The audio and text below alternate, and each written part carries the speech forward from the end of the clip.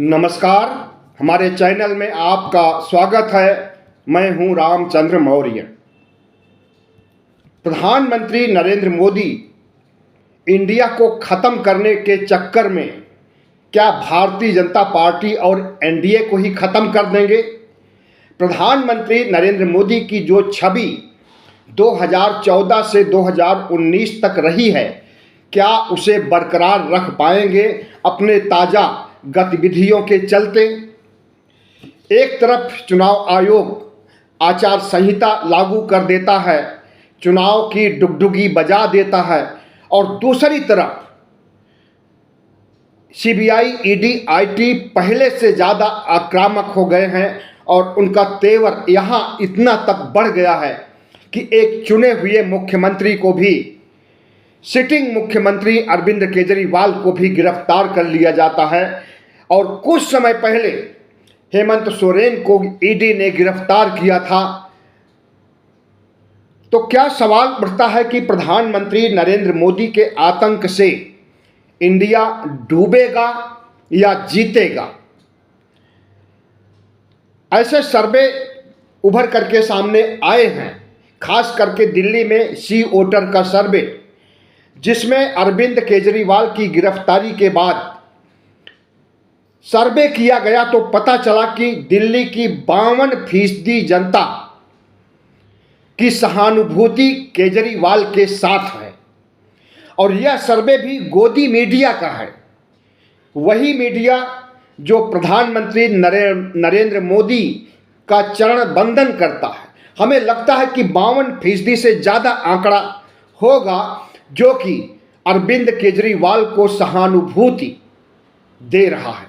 और यह सहानुभूति अगर वोटों में तब्दील हो जाएगी तो प्रधानमंत्री नरेंद्र मोदी को दिल्ली में एक भी सीट नहीं मिलेगी। 3 सीट कांग्रेस और 4 सीटों पर समझौता हुआ है आम आदमी पार्टी का। तो इंडिया गठबंधन को यहाँ पर भारी जीत मिल सकती है। जिस तरह से 2014 और 19 में प्रधानमंत्री नरेंद्र मोदी यहाँ स्वीप किए थे, 7 की 7 सीटें अपने पाले में ले लिए थे, ऐसा इस बार नहीं होने वाला है, क्योंकि प्रधानमंत्री का अहंकार और उनका आतंक सिर चढ़ करके बोल रहा है। और इस बात को बच्चा बच्चा भी समझ रहा है कि प्रधानमंत्री नरेंद्र मोदी सिर्फ विपक्ष के खिलाफ भ्रष्टाचार की बात करते हैं और विपक्ष के नेताओं को ही जेल में भेजते हैं। सत्ता पक्ष ने कितना बड़ा भ्रष्टाचार किया है, कितना बड़ा आर्थिक भ्रष्टाचार उसका 21 तारीख को ही उजागर हुआ है, जब चुनाव आयोग ने जारी किया चुनावी चंदे का हिसाब। देखा गया कि प्रधानमंत्री नरेंद्र मोदी की पार्टी ने जितना चंदा लिया है, 60% से अधिक चंदा प्रधानमंत्री नरेंद्र मोदी ने लिया है और उन कंपनियों से लिया है जिनके खिलाफ डंडा चला करके उनसे हफ्ता वसूली की गई है। और उसी दिन 21 तारीख को ही अरविंद केजरीवाल को गिरफ्तार करके चुनावी चंदे के भंडाफोड़ को हेडलाइन न बनने देने की साजिश रची गई थी। तो जनता न सिर्फ दिल्ली की बल्कि पंजाब, गोवा और गुजरात की, या यूं कहें कि पूरे देश की, जिन राज्यों में अरविंद केजरीवाल की सरकार नहीं है या वहां पर उनके विधायक नहीं हैं, वहां तक उनकी पहुंच नहीं है, वे भी अरविंद केजरीवाल के पक्ष में हो गए हैं। पूरा देश अरविंद केजरीवाल के पक्ष में हो गया है गिरफ्तारी के बाद। देश ही नहीं, विदेश के अखबार भी चीख चीख करके प्रधानमंत्री नरेंद्र मोदी की गलत नीतियों की अवहेलना कर रहे हैं। और जर्मनी ने तो खुलेआम प्रधानमंत्री नरेंद्र मोदी के खिलाफ ऐसा बयान दिया है जिससे प्रधानमंत्री नरेंद्र मोदी की सरकार हिल गई है। अमेरिका ने भी इस तरह का बयान जारी किया है जो कि केजरीवाल के पक्ष में है। इंडिया के पक्ष में है।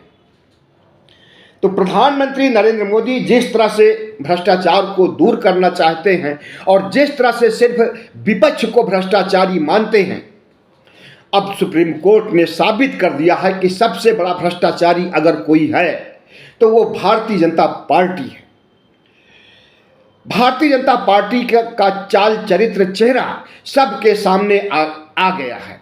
हर तरफ से भारतीय जनता पार्टी इस देश के लोगों की गुनाहगार है। सामाजिक स्तर पर देखिए तो ओबीसी विरोधी है, दलित अल्पसंख्यक विरोधी है, और अगर आर्थिक रूप से देखिए तो चंदा उगाही और हफ्ता वसूली के मामले में भारतीय जनता पार्टी का कोई सानी नहीं है। और इस हफ्ता वसूली की वजह से भारतीय जनता पार्टी की पूरे देश में भद पीट रही है और इसका असर चुनाव पर भी पड़ेगा।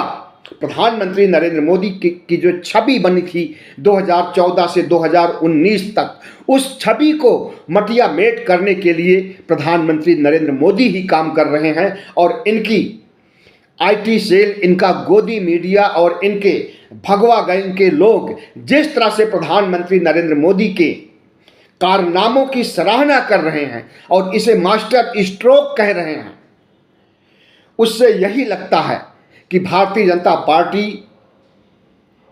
अब उस रास्ते पर चल रही है कि आतंक फैला करके जीता जाए। और वो आतंक विपक्षी दलों पर हो, वह आतंक अल्पसंख्यकों पर हो, वह आतंक ओबीसी एससी एसटी पर हो।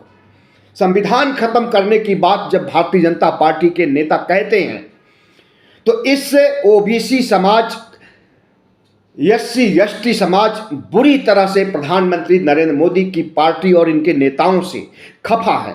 लोकतंत्र खत्म करने की बात जब प्रधानमंत्री नरेंद्र मोदी के इर्द गिर्द के लोग कहते हैं और लोकतंत्र को जर्जर भी कर चुके हैं, लोकतंत्र अब आखिरी सांस गिन रहा है, ऐसे समय में अगर प्रधानमंत्री नरेंद्र मोदी एक चुने हुए मुख्यमंत्री, एक नहीं बल्कि 2 मुख्यमंत्रियों को जेल के सीखचों के पीछे कर दे रहे हैं, तो इसके पीछे का मंतव्य यही है कि घोटालों के नाम पर इंडिया गठबंधन और आम आदमी पार्टी को तोड़ने की साजिश रची जा रही है। और उस साजिश को अंजाम दे रहे हैं प्रधानमंत्री नरेंद्र मोदी और आरएसएस के तमाम नेता, भगवा गैंग के लोग, आईटी, भारतीय जनता पार्टी का आईटी सेल और गोदी मीडिया, ये इन सब के मिलजुल करके प्रयासों से भारतीय जनता पार्टी की कब्र खोदने की जुगत कर रहे हैं। अब देखना यह है कि चुनाव आयोग, जो कि चुनाव आचार संहिता जारी होने के बाद ईडी, आईटी, सीबीआई सबको पर रोक लग जानी चाहिए थी, लेकिन नहीं लगा रोक। चुनाव आयोग ने नरेंद्र मोदी के खिलाफ कोई नोटिस तक नहीं दिया, कार्रवाई करने की तो बात दूर। तमाम ऐसी हेट स्पीच बोल चुके हैं प्रधानमंत्री नरेंद्र मोदी और तमाम ऐसी आचार संहिता विरोधी गतिविधियां अंजाम दे चुके हैं, उसके बावजूद चुप बैठा है चुनाव आयोग। अब देखना यह है कि प्रधानमंत्री की लड़ाई जो विपक्ष से, इंडिया गठबंधन से चल रही है, इसमें जीत किसकी होती है और इस लड़ाई के आधार पर जो चुनावी महाभारत है, कौन फतह करता है। हमें तो लगता है कि अभी तक एनडीए गठबंधन और भारतीय जनता पार्टी का पलड़ा भारी था, क्योंकि विपक्ष और इंडिया को तोड़ने में, नीतीश कुमार को अपने पाले में बुलाने की और जयंत चौधरी को भी बहला फुसला करके अपने पाले में करने की घटना से इंडिया गठबंधन कमजोर लग रहा था। ममता बनर्जी को भी बंदर घुड़की देने से इंडिया गठबंधन से वे अपने को अलग घोषित कर चुकी थी। लेकिन जब से 21 मार्च को रात में अरविंद केजरीवाल की गिरफ्तारी हुई, उसके बाद ममता बनर्जी भी इंडिया गठबंधन के साथ पूरी तत्परता और आत्मविश्वास के साथ जुड़ चुकी है। मायावती का जहां तक सवाल है तो यह माना जा रहा था कि आचार संहिता लागू होने के बाद वह इंडिया गठबंधन में आ जाएंगी। लेकिन जैसी स्थितियां हैं और सीबीआई, ईडी, आईटी का खुला दुरुपयोग अभी भी चल रहा है, इसकी वजह से मायावती की हिम्मत नहीं पड़ रही है कि वो इंडिया गठबंधन में आ सके। और जब तक किसी गठबंधन में वो नहीं जाएंगी तब तक उनका परंपरागत वोट भी नहीं बचने वाला है। यह मायावती भी अच्छी तरह से समझ रही हैं और भारतीय जनता पार्टी के इशारे पर जिस तरह से वह मुसलमानों को चुन चुन करके टिकट दे रही हैं, उससे यही लगता है कि प्रधानमंत्री नरेंद्र मोदी की रणनीति है कि मुस्लिम वोटों को डिवाइड कर दिया जाए, बांट दिया जाए। और इसके लिए उन्होंने ओवैसी से भी समझौता कर लिया है। वैसे भी ओवैसी और बीएसपी दोनों भारतीय जनता पार्टी की बी टीम मानी ही जाती है। लेकिन जो आज का सबसे बड़ा सवाल है कि लोकतंत्र कैसे बचेगा, विपक्ष कैसे बचेगा, संविधान कैसे बचेगा, तो इसके लिए प्रधानमंत्री नरेंद्र मोदी ने ही भूमिका तैयार कर दी है। और जिस तरह से नफरत का बाजार उन्होंने कायम किया है और इस नफरत के माहौल में जिस तरह से विपक्ष के ऊपर कार्रवाई कर रहे हैं, विपक्ष को खलनायक बनाने या खलनायक सिद्ध करने की कोशिश कर रहे हैं, उससे विपक्ष तो खलनायक नहीं साबित हो रहा है, लेकिन प्रधानमंत्री नरेंद्र मोदी को जरूर कटघरे में खड़ा कर दिया गया है और वे खलनायक साबित हो रहे हैं। केजरीवाल जब ईडी के लॉकअप में पहुंचते हैं तो वहां से एक लेटर लिखते हैं अपने पत्नी के पास, सुनीता केजरीवाल के पास, और उस पत्र में जो कुछ उन्होंने लिखा आज उसको सुनाया पब्लिकली प्रेस कॉन्फ्रेंस करके सुनीता केजरीवाल ने, और कहा कि केजरीवाल की अपील है कि दिल्ली की जनता मंदिरों में जाकर के ईश्वर से आशीर्वाद मांगे हमारे लिए, और केजरीवाल को कुछ नहीं होने वाला है, वह लोहे के बने हैं। केजरीवाल लड़ते आए हैं और लड़ेंगे, और जिसे कि आसुरी शक्तियां कहते हैं राहुल गांधी, उन आसुरी शक्तियों के खिलाफ आज से लड़ाई नहीं है केजरीवाल की, बल्कि 2014-15 से ही लड़ाई है। और जितने भी चुनाव हुए हैं सब में भारतीय जनता पार्टी को बुरी तरह से हराया है, और उसी का बदला चुकाने के लिए शराब घोटाला का नाम दे करके और उन्हें जितना परेशान किया जा रहा है और ईडी के दायरे में ला करके उन्हें जेल में ठूस दिया गया है। ऐसे में केजरीवाल ने अगर अपील किया है दिल्ली की जनता से, देश की जनता से, तो इसकी हर जगह आज चर्चा हो रही है, दिल्ली के घर घर में चर्चा हो रही है। और यह कहा जा रहा है कि राहत और सुविधाएं, चाहे वो शिक्षा की, मुफ्त शिक्षा की बात हो, चाहे मुफ्त स्वास्थ्य की बात हो, चाहे बिजली पानी, जो भी कुछ छूट दे रही है केजरीवाल सरकार, वो सब जारी रहेगी। और प्रधानमंत्री नरेंद्र मोदी के इस हथकंडे से कि गिरफ्तार करके हम आम आदमी पार्टी को खत्म कर देंगे और अपनी सरकार बनाएंगे, दिल्ली में राष्ट्रपति शासन लगाएंगे, यह सब कुछ नहीं होने वाला है।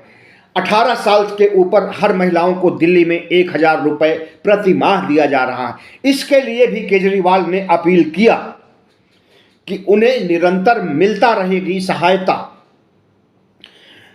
और जो सहायता पहले से चलती रही है, जो फ्री रेवड़ी पहले से बांटी जाती रही, जो लोक कल्याणकारी योजनाएं चलती रही हैं, उसमें कोई कटौती नहीं की जाएगी। भले ही केजरीवाल को जेल के अंदर ठूस दिया जाए, लेकिन वो सुविधाएं मिलती रहेंगी। और केजरीवाल इस बात को भी कह रहे हैं कि हम जेल में रह करके सरकार चलाएंगे, और यह बात वो आज से नहीं, लगभग 1.5 महीने पहले से कह रहे हैं। और दिल्ली के लोगों से एक सर्वे कराया और दिल्ली के लोगों से पूछा कि आप बताइए कि दिल्ली सरकार चलाने के लिए हम जेल से चला सकते हैं या नहीं चला सकते हैं। दिल्ली की जनता ने 100% जनता ने कहा कि आप सरकार चलाइए, जेल के अंदर से पूरा दिल्ली आपके साथ है। तो प्रधानमंत्री नरेंद्र मोदी जिस तरह से पूरे देश में, सिर्फ यही नहीं, दिल्ली में ही नहीं, आपने देखा कि झारखंड में किस तरह से हेमंत सोरेन को गिरफ्तार कर लिया गया चुनाव के वक्त, और किस तरह से उनकी पार्टी को तोड़ने की कोशिश की गई, लेकिन उस कोशिश में कामयाब नहीं हुए। यहाँ पर दिल्ली में भी आम आदमी पार्टी को तोड़ने की कोशिश आज से नहीं हो रही है, कई महीनों पहले से हो रही है। 25-25 करोड़ रुपए की पेशकश दिल्ली के विधायकों को की गई है कि हमारी पार्टी में आइए और 25-25 करोड़ रुपए लीजिए और मंत्री भी बनिए। लेकिन आम आदमी पार्टी के स्वामी भक्त, या यूं कहें कि आत्मविश्वास से लैस मोदी के खिलाफ उन्होंने मोदी की कोई अपील स्वीकार नहीं की, ठुकरा दी। ऐसे में देखा जा सकता है कि क्या नरेंद्र मोदी का यह चाल सफल होगा कि आम आदमी पार्टी को खत्म कर देंगे, इंडिया गठबंधन को खत्म कर देंगे। हम तो कहते हैं कि जितना ही ये कोशिश कर रहे हैं इंडिया गठबंधन और आम आदमी पार्टी को खत्म करने की, उतना ही तेजी से इंडिया गठबंधन की ताकत बढ़ रही है और उतना ही तेजी से आम आदमी पार्टी की भी ताकत बढ़ रही है। 21 तारीख के बाद ममता बनर्जी ने भी फिर से इंडिया के साथ होने की बात कह दी है, क्योंकि ममता बनर्जी को लगता है कि अगर इंडिया के साथ नहीं रहेंगे तो जो हाल दिल्ली का हुआ है, जो हाल झारखंड का हुआ है, वही हाल हमारा भी होगा और चुनाव के पहले होगा। और इंडिया गठबंधन ने जिस तरह से केजरीवाल के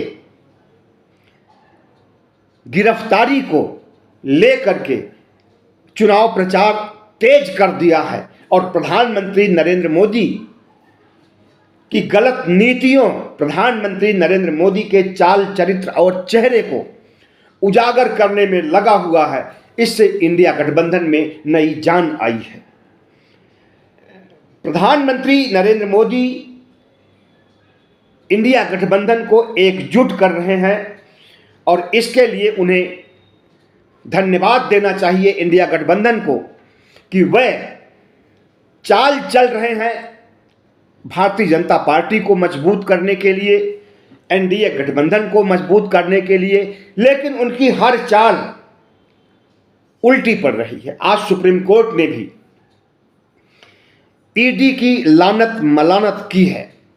एक दूसरे केस में सीबीआई के ऊपर सुप्रीम कोर्ट के जज बरस पड़े और उन्होंने कहा कि किसी को भी गिरफ्तार करने के पहले उसे बताया जाना चाहिए कि उसे क्यों गिरफ्तार किया जा रहा है, और अगर वह अपनी गिरफ्तारी से बचने के लिए कोई साक्ष्य या दलील देना चाहता है तो उसे भी सुना जाना चाहिए। निरंकुश नहीं होना चाहिए ईडी को, वह एक संवैधानिक संस्था है।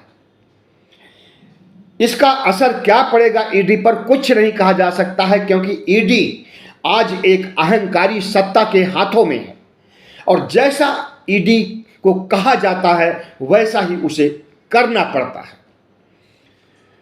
जिनका कोई गुनाह नहीं होता है उन्हें भी ईडी गिरफ्तार कर लेती है और 6 महीने से ज़्यादा, या यूं कहें कि 4 साल से लोग बंद हैं जो कि निरपराध होने के बावजूद अभी जेलों में हैं। अगर उनका अपराध मान लीजिए सिद्ध हो जाता है तो उन्हें 6 साल की जेल होना मुश्किल है, लेकिन 6 साल से ज़्यादा अपराध सिद्ध हुए ही जेल में उनके बीत रहे हैं। ऐसे बहुत से लोग हैं। और जो भारतीय जनता पार्टी में शामिल हो जाता है ईडी की कार्रवाई करने के बाद, उसके सारे पाप माफ हो जाते हैं। वो चाहे हेमंत बिस्व शर्मा हो, वो चाहे छगन भुजबल हो, वो चाहे अजीत पवार हो, तमाम ऐसे नेताओं की लंबी फेहरिस्त है जिन्हें कि ईडी ने मुक्त कर दिया और रातों रात उनका गुनाह माफ हो गया। और केजरीवाल जो कि एक दिल्ली मॉडल के जनक हैं। दिल्ली में सुख सुविधाएं देने के मामले में दिल्ली में ही नहीं पूरे देश में ही नहीं पूरी दुनिया में अपनी स्वच्छ छवि बनाए हैं। उनके छवि को नष्ट करने के लिए और उनके पार्टी को खत्म करने के लिए प्रधानमंत्री नरेंद्र मोदी जो रुख अपना रहे हैं, इसकी चौतरफा लानत मलानत हो रही है। और भारतीय जनता पार्टी आज ऐसे मुकाम पर पहुंच गई है,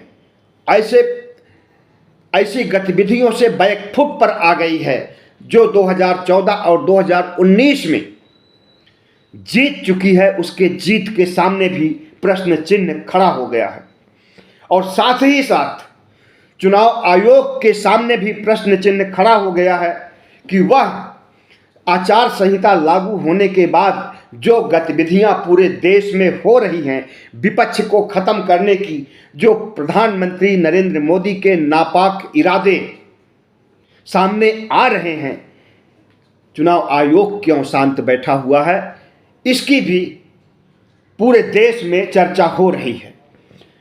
तो प्रधानमंत्री नरेंद्र मोदी अगर यह समझ रहे हो कि हम अपनी ताकत सीबीआई, ईडी, आईटी के ब्रह्मास्त्र के चलते इंडिया गठबंधन आम आदमी पार्टी को खत्म कर देंगे, तो यह उनकी भूल है।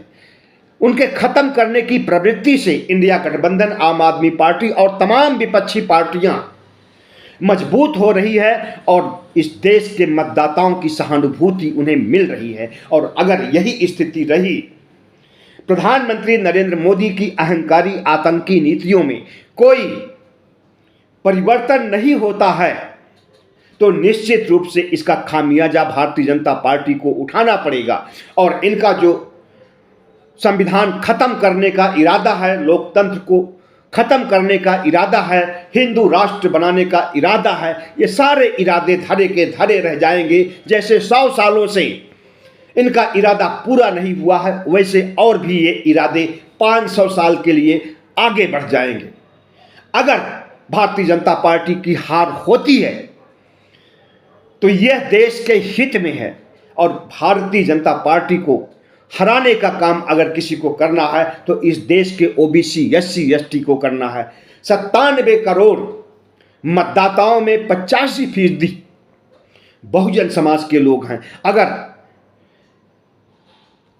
विपदा की घड़ी में जो घड़ी क्रिएट कर दिया है नरेंद्र मोदी ने, ओबीसी, एससी, एसटी की आंखें नहीं खुलती है और मोदी के वोट पर चोट नहीं की जाती है, तो न सिर्फ इस देश का विपक्ष ही खत्म होगा बल्कि बहुजन समाज, दलित समाज और पिछड़ा समाज भी खत्म हो जाएगा। बहुत बहुत धन्यवाद। हमारे चैनल को सब्सक्राइब कीजिएगा, लाइक कीजिएगा और शेयर कीजिएगा।